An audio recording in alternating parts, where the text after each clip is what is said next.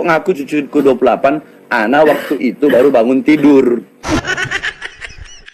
Yang bener ana 38, bukan 28. Saya Saudara Muhammad yang 29. Saya Saudara Muhammad yang 29. Habib Ali, saya punya abah, merupakan keturunan ke-33 dari Nabi Muhammad SAW.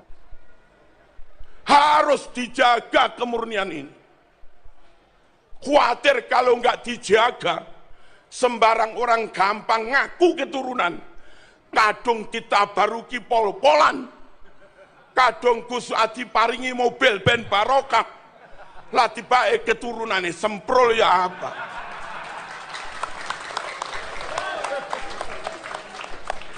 Orang nikah itu umur 25, umumnya umur 26, 27, 28 punya anak, istri punya anak umur 21, 22, 23, 24. Kalau di rata-rata pada angka 24, 25, 26. Jarak antara anak dengan orang tua. Karena jaraknya sekitar 25 per nasab. Kalau 4 nasab berarti buyut 100 tahun. Kalau 1000 tahun nasab ke 40, Mas. Paham enggak ini? Sekarang 1400 tahun harusnya nasab 56. Wajar. 1446 harusnya nasab ke 58, wajar. Kalau ada orang aneh keturunan ke 58 lumayanlah masuk. Anak keturunan 57 lumayan masuk. Aneh keturunan 28. Kalau di rata-rata 1446 Hijriah dibagi 28, rata-rata 51 tahun lebih. Masuk akalkah ibumu melahirkan umur 51? Mbah putrimu melahirkan umur 51. Padahal Fatimah umur sebelum 20 sudah punya anak. Ini hitungan nasab yang dibuat-buat, Mas. Cek bercaja, Mas. Lalu ada kakak yang berbeda. Kakak terbit tahun 400 Hijriah. Halo, Ahmad bin Isa tercatat anaknya 3. Kakak terbit tahun 900. Tercatat Ahmad bin Isa anaknya 4. Kalau ada 2 kakak beda, kakak lawas dan kakak baru, yang asli yang mana? Yang lawas lah. Kok aneh sampean?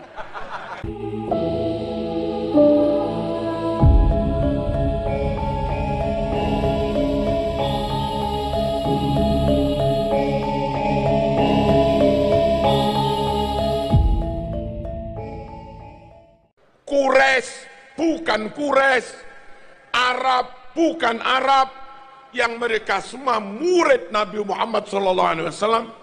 Mereka semua membawa ajaran dan sunnah Rasulullah SAW. Maka fatwa atau pendapat yang mengatakan ilmu harus dari jalur Ahlul Bait, ilmu harus dari jalur keturunan Nabi.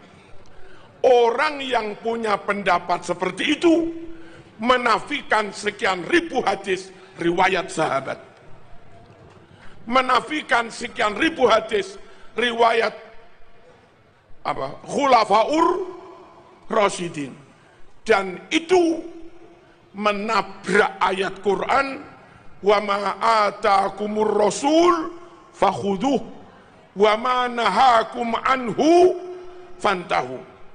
Wa mana pabai atakum seimpun paring dek sambian kabih pasira Rasul sallallahu alaihi wasallam fakhuduh, makanya toreh kala kabih nega oneng sampean, oneng sampean je. Ajaran apapun yang telah diberikan disampaikan Rasul padamu, ambil semua. Orang yang punya prinsip katanya ngaji harus ke jalur Ahlul Bait, moh sekian ribu hadis yang disampaikan pada sahabat, orang ini nabrak perintah fakhuduh, ambil semua. Paham apa mboten? Paham mboten ngene iki? Terus saya semen mikir, ojo omongan, ibu-ibu kalau mau omongan. Enten para rawuh. Kalau hanya dari jalur Ahlul Bait, dari riwayat Fatimah kah? Fatimah wafat masih muda, umur likuran. Atau harus riwayat Sayyidina Ali kah? Sayyidina Ali bukan putranya Nabi, menantunya.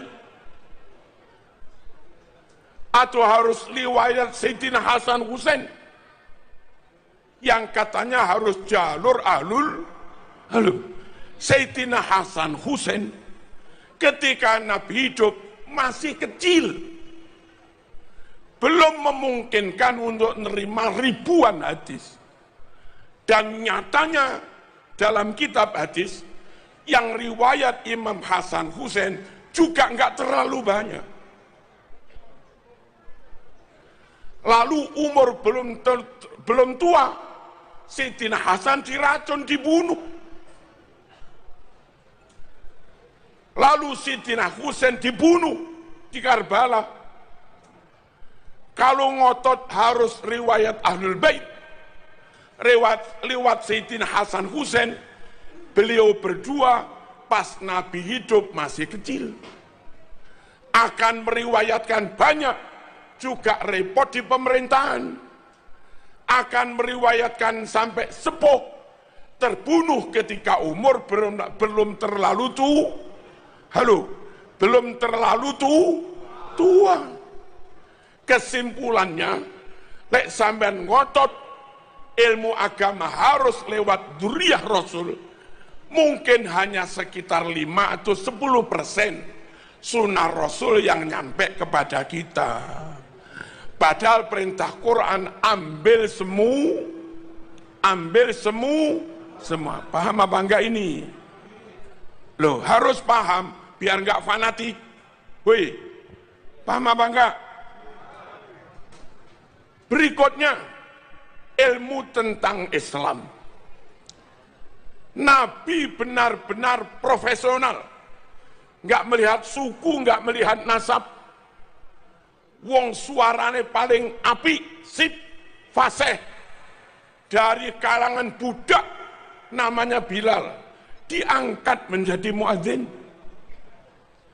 Yang buta Ibnu Maktum diangkat jadi muadzin. Qari'us sahabah, hafid 30 juz. Ubay bin Ka'ab, siapa yang ingin baca Quran fasih persis seperti saat Quran diturunkan, ngajilah kepada Ubay bin Ka'ab. Man ahabba an yaqra al-Quran kama unzil falyaqra ala Ubay bin Ka'ab. Ubay bin Ka'ab yang dipercaya, padahal bukan sanak famili, bukan dzurriyyah. Itulah Islam, serahkan sesuatu kepada ahlinya. Halo. Ojo fanatik teman-teman. Allahumma shalli ala sayyidina Muhammad. Mereka yang pinter khot, pinter nulis, Zaid bin Sabit dan yang lain-lain, diamanati Nabi mencatat Quran. Dipercaya Abu Bakar membukukan Quran. Padahal bukan keturunan siapa saja, ya sahabat saja. Keturunan siapa yang nggak tahu? Abu Hurairah meriwayatkan ribuan hadis dari kalangan budak, mas. Boro-boro sampai dzurriyyah Nabi. Budak ini, tapi karena top kuat hafalannya, ya dia jadi perawi hadis yang paling banyak. Clear apa enggak ini? Ikrimah, rungono, ben enggak fanatik. Ikrimah itu anak dari Abu Jahal. Sinten? Woi, kok nulah-nulah ini? Ikrimah itu anak dari Abu Jahal. Itu loh jadi mufassirut tabi'in, tokoh ahli tafsir, ahli Quran zaman tabi'in, dan diterima. Padahal bapak mungsuhe Kanjeng Nabi, enggak masalah. Andai ada 65 orang itu jadi gembong PKI, lalu anaknya mondok di Plosolir Boyo Sarang, hafid Quran, apal alfiyah, maknun dan segala macamnya, nguasai Bukhari Muslim, Ihya, ya diangkat jadi kiai mas, meskipun bapaknya gembong PKI. Itulah Islam. Halo, serahkan sesuatu hanya kepada ahlinya. Siapa ahli? Imani top, takwa Allah top, khosyatullah top, ilmune yo top, akhlake top, nyun sewu, kapasitasnya juga top. Itu namanya ahlinya. Dan harus ahlu sunnah wal jamaah, serahkan pada ahlinya. Madhab 4, Imam Syafi'i nasabe sopo? Tak oneng baru rawuh. Imam Hanafi nasabe sinten? Wih, nasabe sopo? Tak oneng. Imam Maliki? Tak oneng. Imam Hambali? Tak oneng. Imam Asy'ari? Tak oneng. Imam Maturidi? Tak oneng. Imam Bukhari Muslim? Tak oneng. Imam Junaid Al-Baghdadi? Tak oneng kabeh. Imam Ghazali? Kita kepada beliau-beliau belas nggak ngerti nasabnya. Woi, nggak ngerti nasabnya dan nggak tahu juga sahkah Islam kita. Manut orang yang kita nggak tahu nasabnya itu loh, sah apa enggak? Lah ini harus dari nasab ini. Enggak juga kan? Lo ngoten para rawuh, wong Pasuruan harus bengal nekah.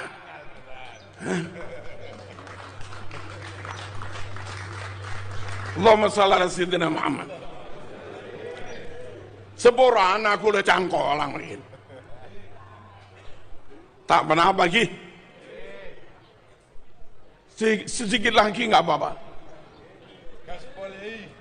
Allahumma shalli ala sayyidina Muhammad. Yang alumni Sarang dapat ilmu sak pirang-pirang dari masyayikh Sarang. Nasabnya siapa Sarang? Tak oneng. Yang alumni Peloso dapat ilmu sak pirang-pirang dari Peloso. Serah nasabah. Tak oneng. Yang kita ya. Yang alumni Lirboyo, sah apa enggak ilmunya? Sah apa enggak? Sah. Siapa nasabnya? Tak oneng. Lo kok sekarang ada, kalau enggak ngakui nasab ini ilmu batal, itu terus kayak apa?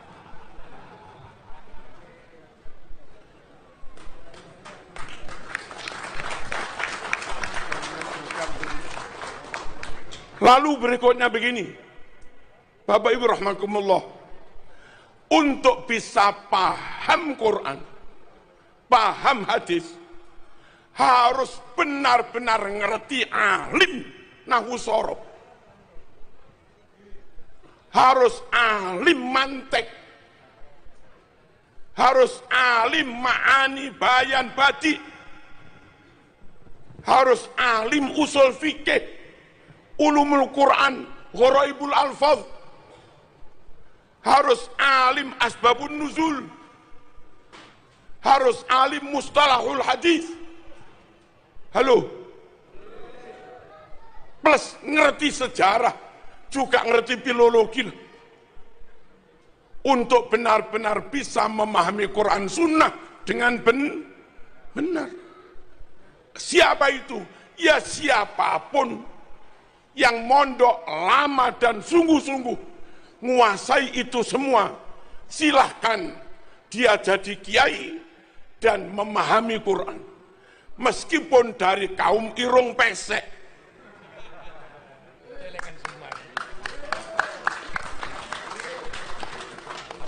Jangan paksakan orang yang nggak punya kemampuan kau percaya menafsiri Quran hanya karena bajunya. Jangan kau paksakan orang yang nggak punya kapasitas cukup ikut-ikut mengistimbat dari Quran hadis atau karena nasabnya. Ini nggak boleh dipegang, diurus kecuali oleh orang yang benar-benar punya keahlian. Ini urusan keahlian supaya menghasilkan ilmu yang benar, gitu loh. Halo, kalau yang top itu orang Jawa, nah kita terima. Kalau yang top ring Madura, engki terima. Kalau yang top nguasa itu ring Cina, tak kenapa terima. Kalau yang top itu orang Islam Eropa, orang Islam Arab, Yaman, kita terima. Pokoknya karena benar-benar punya kapasitas. Bukan karena etnis, bukan karena baju, bukan karena pangkat, bukan karena harta, bukan karena jabatan, bukan karena nasab. Ini urusan ilmu, butuh keahlian. Clear? Clear apa enggak? Apa kalau tidak mengakui nasabnya, lantas menghina? Mboten. Saya bermadhab Syafi'i tanpa harus mengakui Imam Syafi'i bernasab ke Rasulullah tetap sah.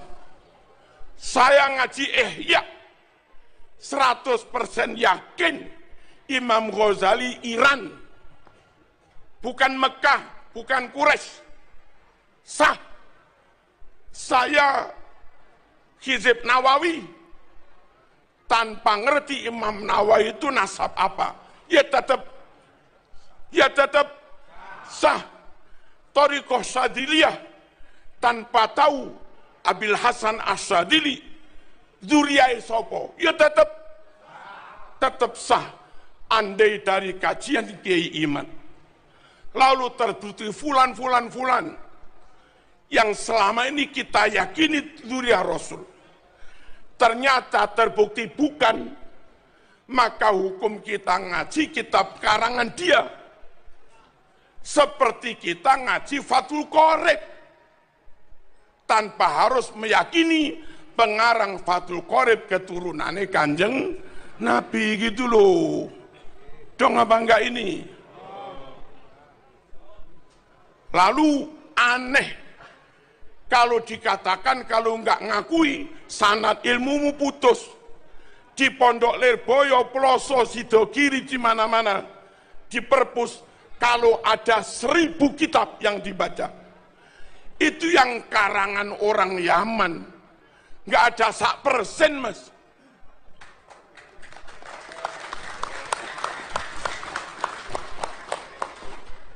Ummahatul Kutub fit Tafsir, mulai dari yang kecil, Jalalain, Damal, Sawi, lalu ngalih, Al-Munir, Maroh Labid, agak gede lagi, Tabari, Qurtubi, Tafsirul Kabir, Lirrazi, dan yang lain-lain.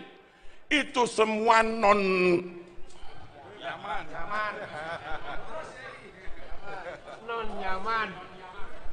Kutubul Hadis, Bukhari, Muslim, Imam Ahmad, Tirmidzi, Abu Dawud, Ibnu Majah, Hakim, Ibnu Hibban, Ibnu Majah, Ibnu Abi Dunya, Ad-Dailami. Itu orang mana itu? Bukan Yaman, non-Yaman. Non-Balawi. Nahwu, Jurumiyah, Tuhfah, Imriti, Mutamimah.